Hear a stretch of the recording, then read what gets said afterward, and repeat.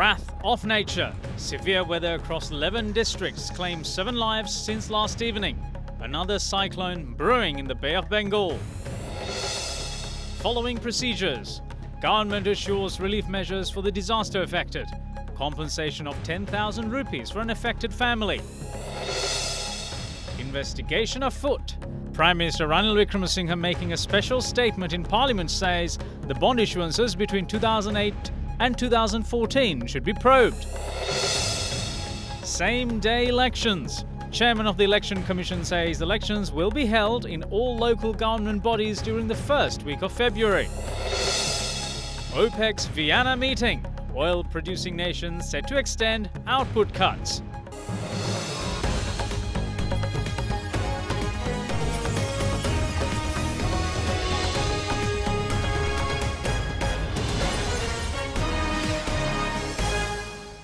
Good evening and welcome to First at 9. I'm Dhamike Kanayaka.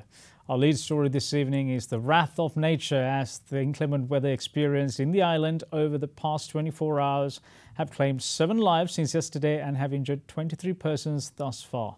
Flooding, landslides and power outages were experienced across 11 districts in the island. We will now cross over to First at 9's Katrina Chang, who is at the Forecast First Weather Centre with more on this developing situation.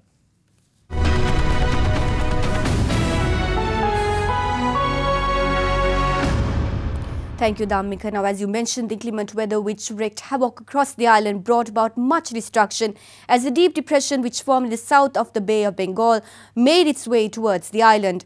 Rainfall of over 100 millimeters were experienced in the western province, including Colombo. Here is a look at some of the worst affected areas in the western province and its suburbs. The low-pressure atmospheric condition near Sri Lanka caused heavy rains with strong winds also occurring in many districts. Colombo is one of the highly affected districts and First at 9 witnessed strong winds uprooted some of the giant trees seen in Colombo. In addition, falling trees, gusts of wind caused damages to buildings as well as vehicles. The situation resulted in severe traffic congestion this morning. Houses in the city of Colombo and its suburbs sustained partial damages.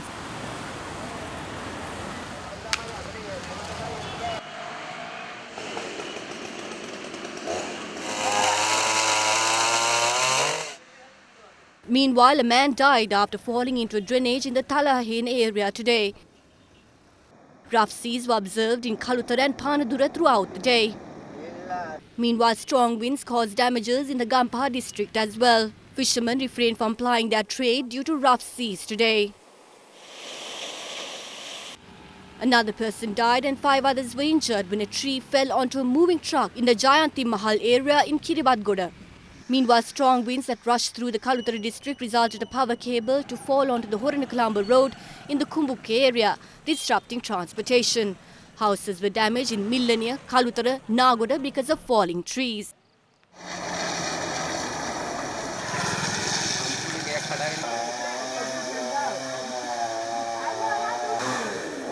The Wildlife Conservation Department meanwhile requested the public to refrain from visiting the Yala National Park and Horton Plains National Park due to the prevailing inclement weather conditions. The entry road of the Horton Plains National Park and several internal roads are currently inundated.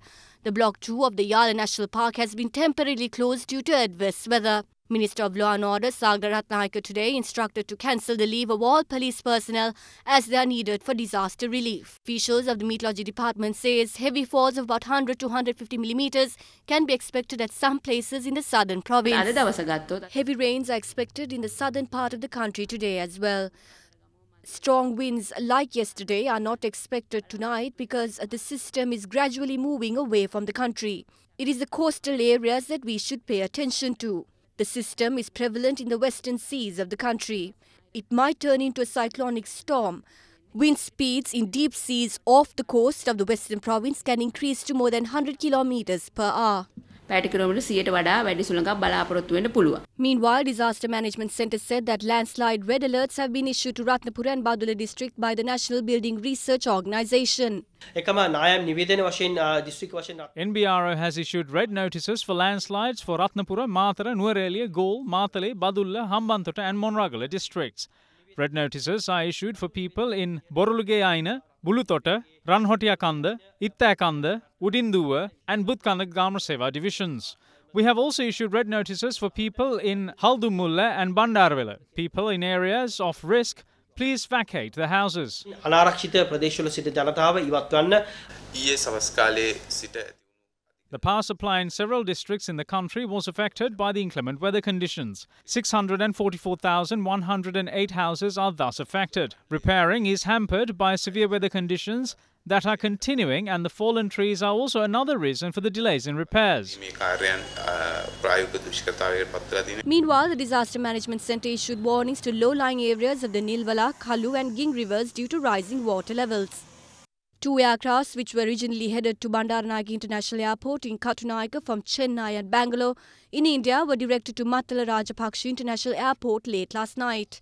Schools in several districts including western, southern, Uva and central provinces were closed today owing to the inclement weather, with term tests also postponed. Meanwhile, President Maithripala, who is on a state visit to South Korea, has instructed the tri-forces to engage in immediate relief efforts in the affected areas. An emergency meeting that was headed by Prime Minister Ranil Wickremesinghe was held at the parliamentary premises today. Premier had instructed to restore electricity supply in the affected areas to provide 10,000 rupees for each of the affected families. Meanwhile, Minister of Disaster Management Anura Priyadarshana Yapa held a media briefing this afternoon to reveal the government's plan on providing relief to the affected. We will update the situation soon because this situation has not subsided. There is a risk of such a situation arising once again. We have informed people around Kalu River and Ging River to be on alert. We have sent relief already.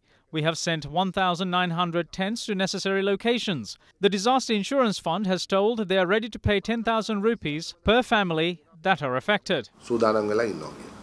The Disaster Management Centre meanwhile said that 11 districts were affected by the current severe weather situation, especially Gaul and Mathura. Wind speeds may increase up to 80 kilometers per hour. In the meantime, daily lives of people living in the southern region, including Gaul, was affected by the severity of the inclement weather conditions last night.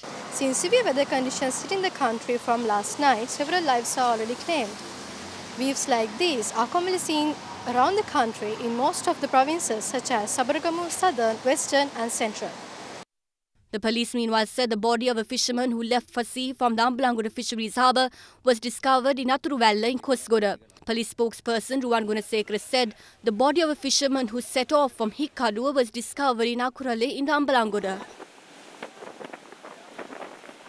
Furthermore, he added that 2 more fishermen set out to sea from Hikkaduwa, with one of their bodies already recovered from Patabadimulla, with the others still missing. 23 are reported missing at the moment. 4 boats cannot be detected. We took necessary measures and deployed the police, Air Force and the Navy. We kept fishermen informed during the past few days. We got to know that 3 boats were damaged last night in Akurala. We have to think that those boats that were damaged didn't listen to the warnings.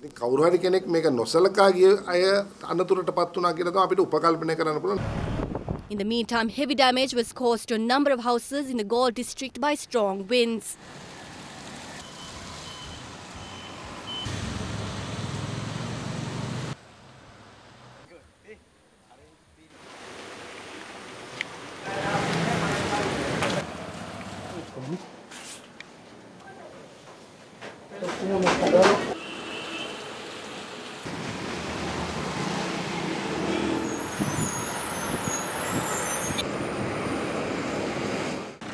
Houses were also damaged in the Hambantota district from heavy rains that hit the country last night, with several roads also inundated.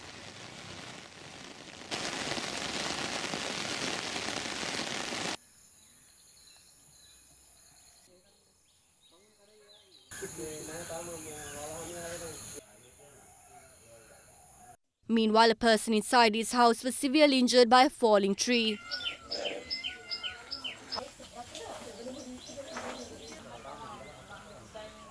Heavy rains also led to the Yayaoya along the Deyandara road in Hambantota to overflow.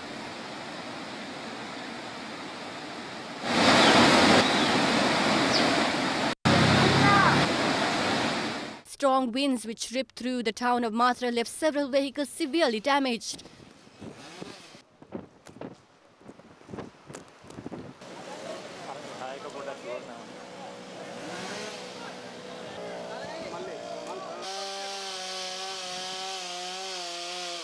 A fishing vessel which set off from Deundara met with an accident in rough seas and was washed ashore along Ranne in Kahamodara.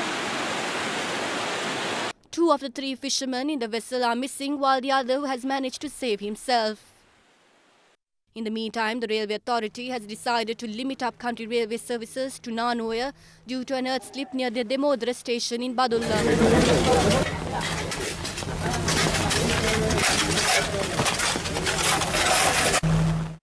Traffic was obstructed in the Badulla district due to high winds levelling trees in various areas.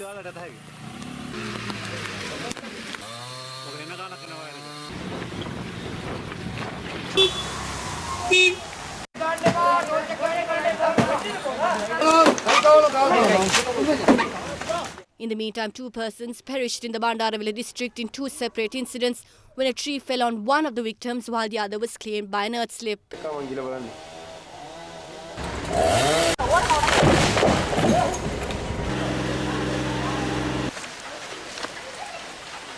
Officials of the Disaster Management Centre of the Bandaravilla district came under public protest as they accused the officials of not bringing the local up to speed on the disaster situation. Chief Minister of Uva Province Sampath Dahanayake was also seen at the scene. In the meantime, a high-tension power line was seen fallen on the road in Bandaravilla.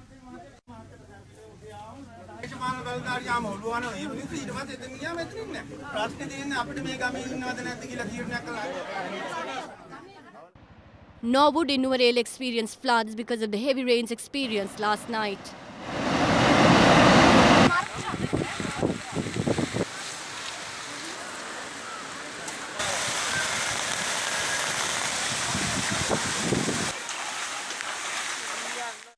In Kandy, an SLTB bus veered off-road in Teldeni owing to the inclement weather.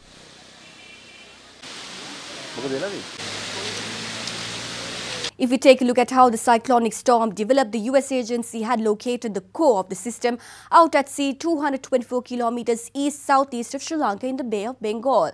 The deep depression is currently located towards the west of the island, making its way towards the Arabian Sea, which could likely develop into a cyclonic storm within the next few hours and move west-northwestwards. Hence, showery and windy conditions about 60 to 70 kilometers per hour expected in the island, particularly in the southwestern region, with heavy rainfalls of 100 to 150 millimeters.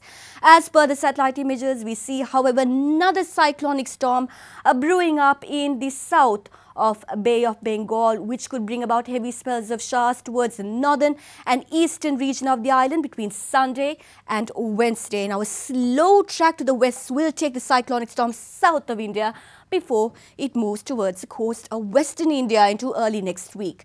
We will keep a close watch on the situation and keep you on the loop on forecasts first. It's back to the studios.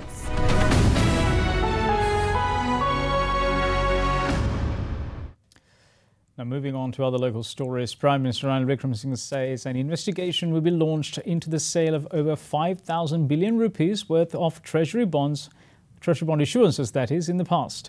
Delivering a special statement in Parliament today, he said an investigation will be launched into the sale of bonds between 2008 and 2014.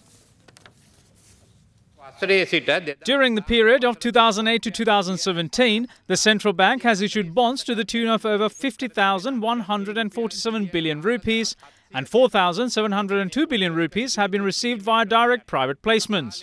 During the period, the private placement system has been used 84 times, but in 2015, the system has been used only 4 times.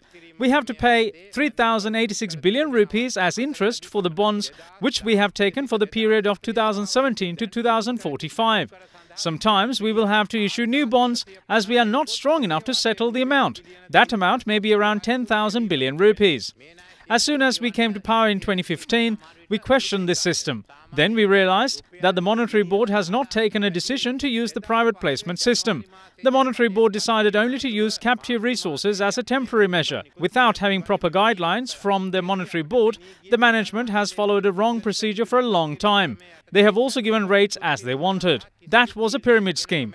After finalising the present Presidential Commission on bond issuance, we will also have an investigation over the bond issuance during the period of 2008 to 2014.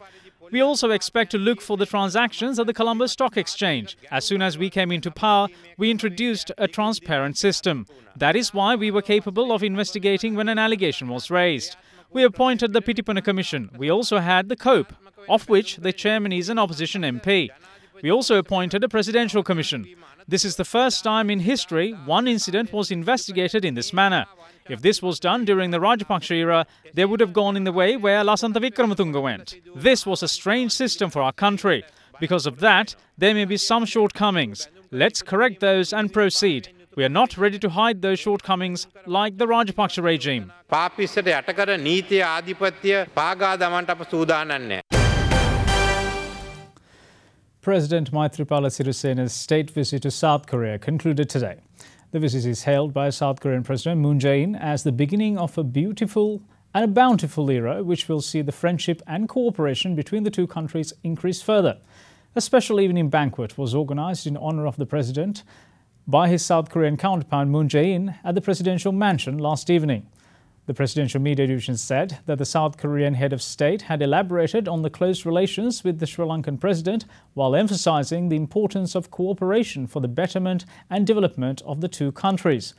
Meanwhile, prior to the evening banquet, the president was treated to a special performance, a musical performance that is, where Korean artists and children sang Sinhala songs. Now, former Minister Professor G.L. Pires charges that some are misusing the country's police and the judicial system. He levelled the accusation while addressing a media briefing convened by the joint opposition today. In the FCID report, the police states that Gotabaya Rajapaksa has committed criminal offences related to state property. But the Court of Appeal dismissed those charges as baseless. How many were arrested with similar accusations? Chanuka Ratwath was imprisoned and Gamini Senrath was also remanded on the back of allegations related to state property. They are misusing the judiciary through the police. The decision given by the Court of Appeal depicts that prominent characters of the opposition cannot be silenced by using the Public Property Act. We will take action against the relevant police officers.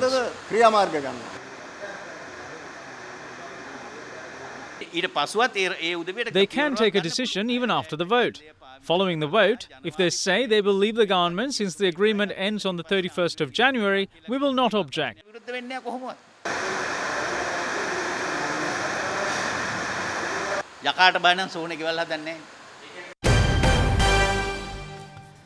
Chairman of the Election Commission, Mahinda Deshapri, says issuance of notices for all remaining local government bodies will be carried out on the 4th of December. He stated that polls will thereby be held across all government bodies at a date during the end of January, the first week of February next year. The petitioners who challenged the Gazette notification issued on local government delimitation and the number of councillors withdrew their petition today. Accordingly, the Court of Appeal ordered to dissolve the stay order issued against the implementation of the Gazette notification. The decision was taken following a meeting of the Election Commission this morning. Nominations have already been called for 93 local government bodies, and the Election Commission today announced that calling for nominations for remaining local government bodies will commence on the 4th of December.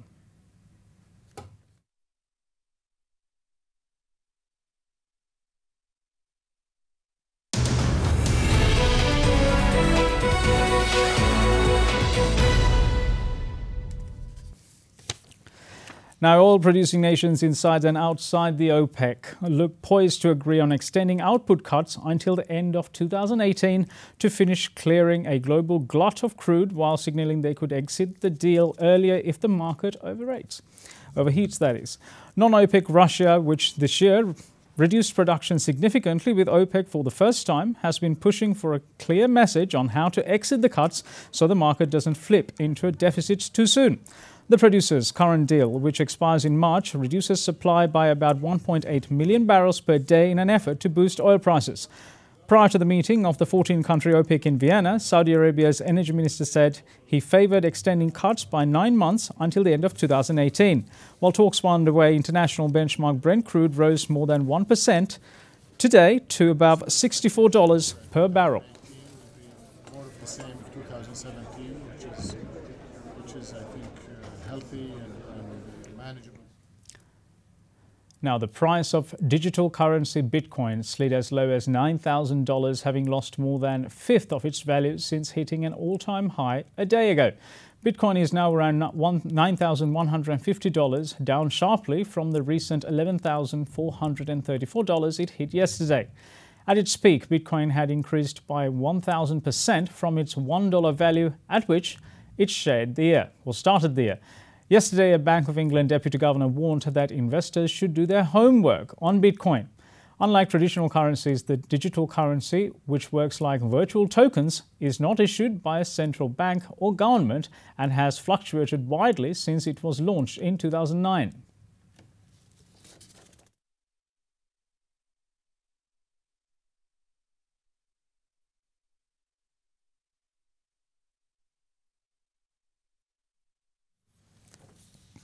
Now, Sri Lankan shares ended slightly firmer ahead of a long weekend.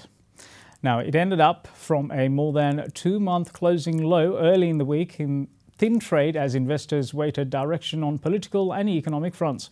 Market turnover was 451 million rupees, with foreign investors closing the trading session as net sellers with net outflow of 4 million rupees. The SPI was on a volatile path throughout the day as it reached an intraday low of 6,401 points prior to closing at 6,411 points, gaining 6 points for the day. Price appreciation was seen in 58 counters led by Ceylon coal stores and commercial leasing, which weighted heavily on the index. Despite the increase in volume, turnover of course dipped during the day. There was a very high foreign participation of around 70%, and it led to a minor net foreign outflow of around 4 million rupees.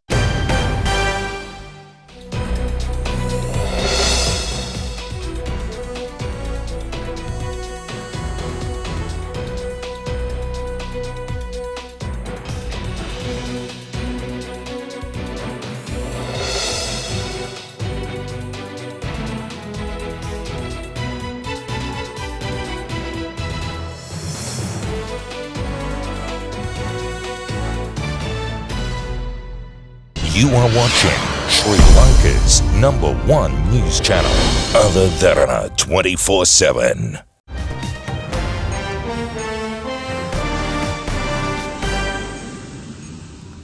Welcome back. Now let's have a look at news from around the world. US President Donald Trump hit back at British Premier Theresa May yesterday after she criticised the US President for retweeting 3 anti-Muslim videos posted by a British far-right group. The US President had earlier retweeted 3 inflammatory videos posted online by a British far-right group. Premier May's spokesman said it was wrong for the President to have done this. The US and the UK are known to be close allies and often described as having a special relationship, as Theresa May was the first foreign leader to visit the Trump White House. Meanwhile, US President Donald Trump's daughter, Ivanka Trump, arrived in India's southern Hyderabad city on Tuesday to attend an entrepreneurship conference backed by Washington. Ahead of the United Nations Security Council's meeting yesterday on North Korea's ballistic missile test, the UN decided to impose more sanctions to stop North Korea from developing nuclear weapons and a sophisticated missile program.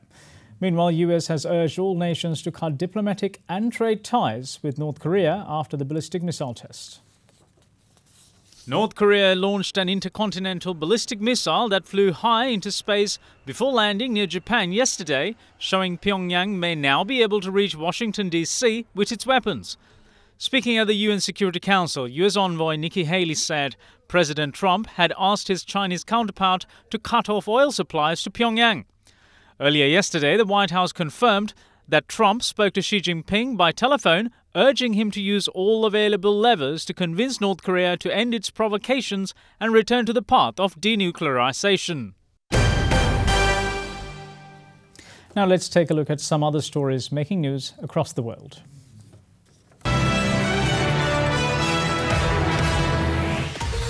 Thousands of passengers stranded by the eruption of Mount Gung started to fly out today in droves as a switch in wind direction sent volcanic ash away from the Holiday Islands airport. The airport was closed for 2 days as volcanic ash spewed from Bali's erupting volcano, Mount Gung. Wartime commander of Bosnian Croat forces Slobodan Praljak drank poison seconds after UN appeals judges upheld his 20-year sentence for war crimes against Bosnian Muslims. Your Honor. A royal Bengal tigress and her 3 cubs were introduced at a zoo in India on Tuesday. India was home to an estimated 40,000 tigers at the turn of the last century, but poaching and the loss of habitat brought them to the brink of extinction. Chinese customs have seized 11.9 tons in scales of pangolins, the world's most poached animal and under the threat of extinction in their biggest seizure of its kind. The scales used in traditional remedies for ailments are estimated to have come from at least 20,000 pangolins in Africa.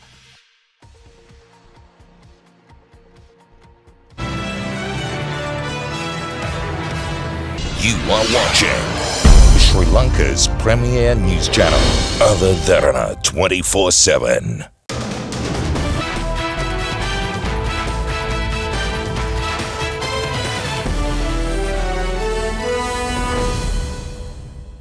Time for sports. Now, Russia has launched its athletes' uniform for the 2018 Winter Olympics as the country waits to find out if it will be banned from the Games for doping offences. Designer Anastasia Zadorina said the sportswear was made in collaboration with the athletes and added that her company will continue supporting Russian team regardless of the IOC decision on Russia's participation in the sporting event.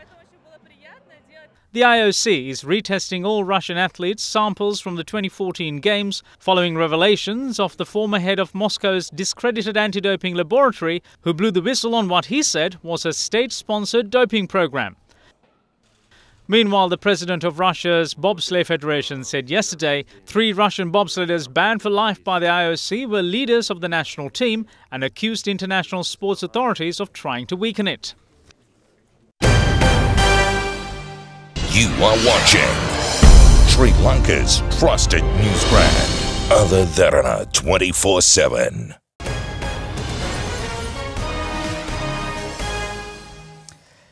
Given the prevailing inclement weather situation in the country, it is best to stay informed. And for that, let's cross over to Katrina Chang at the Other Derana Weather Centre with your forecast first evening edition for the next 24 hours.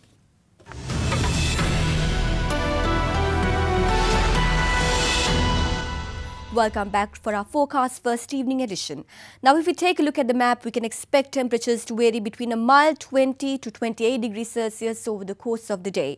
Now, if we take a look at the region, we can see the deep depression, which was in full swing last evening, gradually reduce over the course of the day, lessening the incidence of thunder showers in the island. However, this does not mean the wet weather will recede. We can expect some heavy showers in the northern part of the island, particularly in Trincomalee, Jaffna, Batticaloa, as well as Mena areas. Now, moving downwards, the wet weather is also expected to continue there as well, particularly in Colombo, Galle, Mathura, and in the central hills of the Kandy district. Let's now take a quick look at your city-by-city forecast.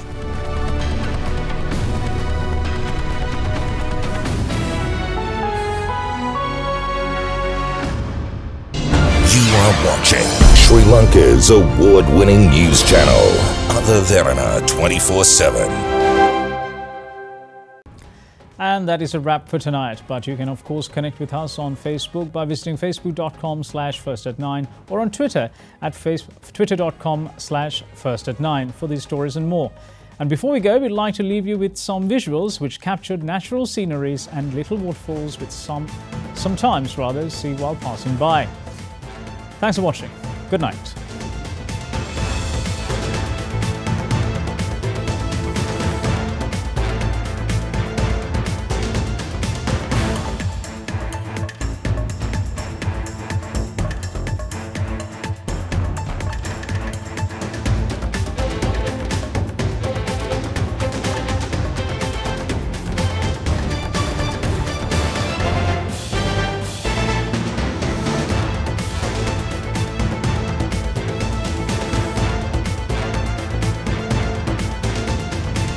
Bringing you the news and information 24 hours a day. This is Sri Lanka's premier news channel, Other Derana 24/7.